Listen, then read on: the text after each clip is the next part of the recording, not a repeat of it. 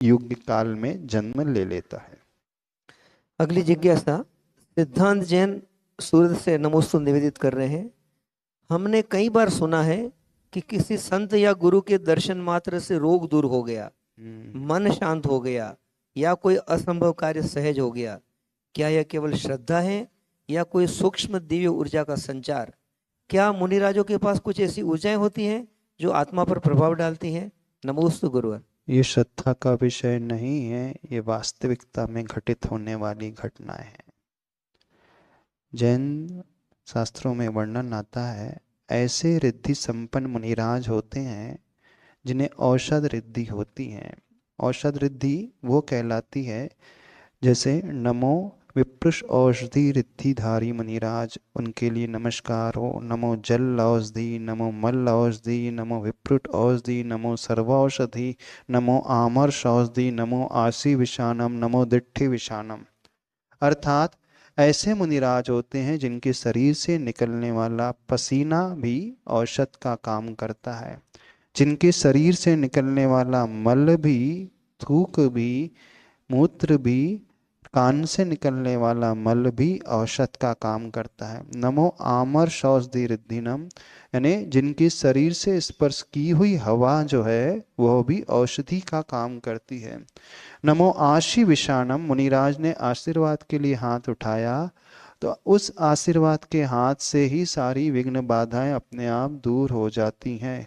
नमो दिट्ठि विषाणम, उनके देखने मात्र से सर्प का चढ़ा हुआ विष जो है वह दूर हो जाता है, निर्विष हो जाता है। पद्म पुराण ग्रंथों में वर्णन आता है, सप्त ऋषि की कथा आती है, जब मथुरा महानगरी में चारों तरफ महामारी फैल गई थी, तो जैसे ही सप्त ऋषियों का आगमन हुआ तो सारी महामारी शांत हो गई। ये तो चौथे काल की घटना। अब हम पंचम काल में अभी की घटना को देख लें।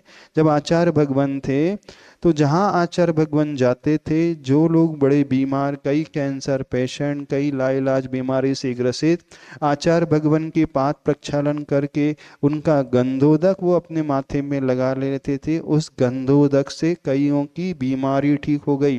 गंधोदक तो दूर, जबलपुर में एक डॉक्टर पीसी जैन है, उनकी विशेषता बता रहे हैं कि जब आचार्य श्री की वैयावर्ती करने जाते थे तो अपने साथ वो हमेशा नई नई नैपकिन ले जाते थे और एक बार आचार्य श्री का प्रक्षालन कर लेते थे, चरणों को पोंछ लेते थे, पसीना पोंछ लेते थे और वो उस नैपकिन को अपनी अलमारी में जा कर के रख लेते थे। एक बार मुनि महाराज ने पूछा, डॉक्टर साहब आप इतनी सारी नैपकिन लेकर के क्यों आते हैं, एक ही नैपकिन से काम क्यों नहीं चलाते?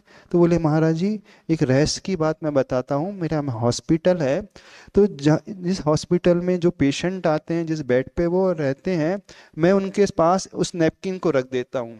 तो उस नैपकिन के प्रभाव से मैंने स्वयं देखा है कई पेशेंट्स की बीमारी बहुत जल्दी ठीक हो गई। बोले इसलिए मैं ऐसे करता हूँ। यानी उनकी से उनसे स्पर्श की हुई वो नैपकिन भी जो है इस प्रकार की पॉजिटिव वाइब्रेशन को जनरेट करने वाली हो जाती हैं।